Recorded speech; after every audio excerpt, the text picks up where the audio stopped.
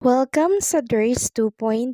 Fresh at nagbabagang happenings bang hanap mo? Mga padabarkads man yan o mga trending topics? Pwes, sagutin natin yan. Kaya naman isubscribe nyo na ang ating channel para sa mga nagbabagang balita everyday. Welcome back again sa ating YouTube channel mga Kadabarkads, and for today's video, ang pag-uusapan natin ay tungkol sa mga importanteng ganap sa loob at sa labas ng Itbulaga. Unahin nating pag-usapan ng tungkol sa mga singing queens natin. So kahapon, marami pong naghahanap sa kanila maging sa therapy dahil namimiss na po silang mapanood sa telebisyon ng mga Dappercads natin. So may ganap po kasi sila sa labas ng Itbulaga mga Dappercads at ginaguide, sinasamahan po sila ng sangstop po ng Itbulaga. So balik kahapon, dito po ng BIR tax campaign or kick-off party at present sila doon para mag-perform and syempre magpasaya. At kahapon nga po plenex sa mga singing queens natin ang kulay red na kasuotan nila sa naturang event.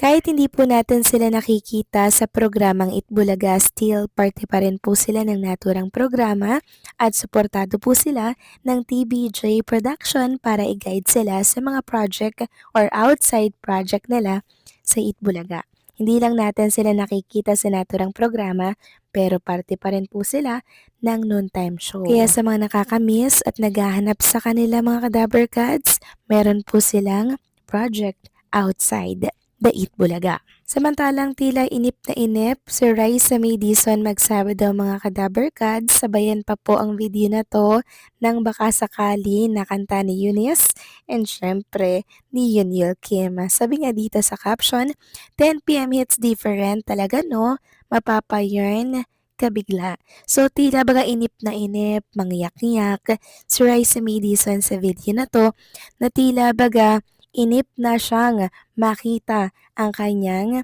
kapartner or pwede ring loved one. So sa Sabado mga Kadabarkads, meron pong pasabog para kay Raisa May na dapat nating abangan. Malay nyo, makakita na po siya ng kanyang kapartner at maging love team ito sa programang Itbulaga. Samantalang next topic naman tayo, nagsampa na po ng kaso ang anak ni Bossing Vic Soto para po yan kay Diskaya. Yes mga Kadabarkads, kahapon. Sabi nga dito, Pasig City Mayor Vico Soto has filed complaints for overspending and perjury with the Commission on Elections in relation to the 2025 elections against Sara Diskaya. So meron pong ilang nagbabatikos dito kay Vico Soto, mga Kadabarkads. Sabi nila para saan pa daw yung pagpa-file ng kaso ni Vico Soto, gayong nakakulong na daw si Sara Diskaya. Sabi nga ng ilang mga netizen, natatawa na lang kay Vico Soto, kunwari paaso din pala tulad ng uncle niyang si Vicente Tito Soto. Sabi pa ng isa, ang laki ng galit niya sa mga Diskaya.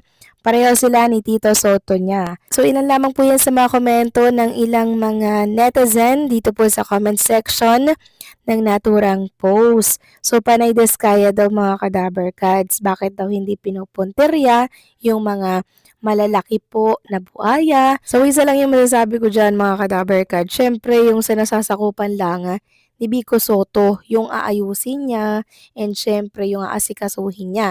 Hindi niya na po sakop mga Kadabarkads yung ibang buaya dyan, di ba? Nasangkot sa flood control at sa kung ano-ano pang anomalya.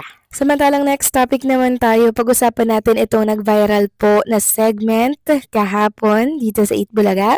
Walang iba kundi po ang Sugod Bahay mga kapatid. So di ba po binuksan ni Jose Manalo yung Balikbayan box. Pero bago niya po yun buksan, nagpaalam po siya sa nanay at tatay or sa may-ari po na nasa Hawaii, nasa ibang bansa na, bubuksan ko po yung Balikbayan box nyo ha. Maayos po yung pagpapaalam ng Jowa Pao or ni Jose Manalo. Nang sa ganon, alam po nung nagpadala na bubuksan po nila at sumang-ayon naman mga Kadabarkads yung may-ari. Ang saya-saya nga nila doon mga Kadabarkads Sabi pa po ng may-ari, walang chocolate dyan. Parang mga damit lang ata yan. Ngayon, meron kasing mga nag-i-issue na bakit daw binuksan ni Jose Manalo yung Balikbayan box. Tapos, bakit daw inuwi yung ganto ganyan. Wala pong inuwi si Jose Manalo o ang mga Dabber Cats natin na mula po sa Balikbayan Box at nilinaw na po yan mismo ng TBJ. Sabi dito, katuwaan at kulitan lang po ito mga Dabber Cats. Wala pong kinuha si Jose sa Balikbayan Box ng ating sugod bahay winner. Meron po kasing ibang OA mga ka-Dabber Cats maka-comment. Alam nyo, hindi legit Dabber Cats yung mga yan. Kasi kami, sanay na po kami na ganyan po yung mga galawan ng Jowa Pau sa sugod bahay. Kasi nga doon tayo masaya, doon sila nakakapagpatawa. Kaya ano nung iba na masyado daw si Jose Manalo, in-open daw yung hindi kanya.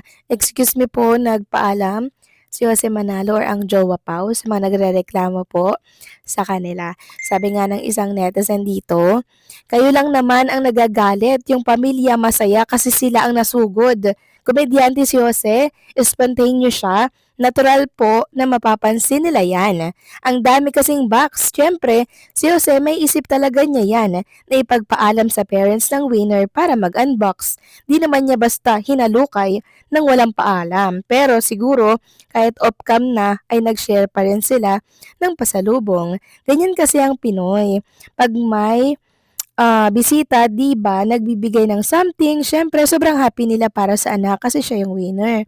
Kaya don't get mad. Good vibes lang po. Ever since ang sugod bahay, ganyan, di ba? Chine-check nila kung anong meron sa loob ng bahay, pati mga kaldero at rep. Yes, tama po mga ka-Dabber Cats, kaya hindi na ako naninibago na ginawa yan ni Jose Manalo or ng Jowa Pau. Kasi ganyan talaga sila, makamasa nga sila. Ewan ko lang sa ibang OA ha, na kung saan ay nagre-reklamo na bakit daw ganon, bakit daw binuksan. Siyempre, ang maganda doon, nagpaalam naman bago po nila yun buksan. Ang hindi maganda, hindi po sila nagpaalam. Pero narinig natin, 'di ba? Sobrang ayos ng kanilang pagpapaalam. Kaya hindi ko guess kung bakit at saan ang gagaling ang galit at reklamo ng ilang mga netizen dyan. At katunayan pa nga yan, mga ka-Dabber Cats, ginawan po ng parang caricature or cartoon si Jose Manalo na hawak-hawak po yung kape.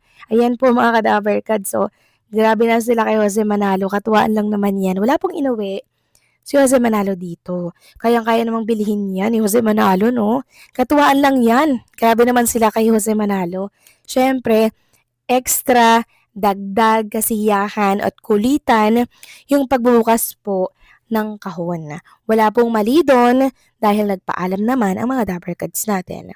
Kaya please lang sa mga nag-i-issue po at nagrereklamo sa Jowa Pau, katuwaan lang yan, walang personalan. So, paano mga ka-Dabber Cats? Hanggang dito na lamang po ang update natin.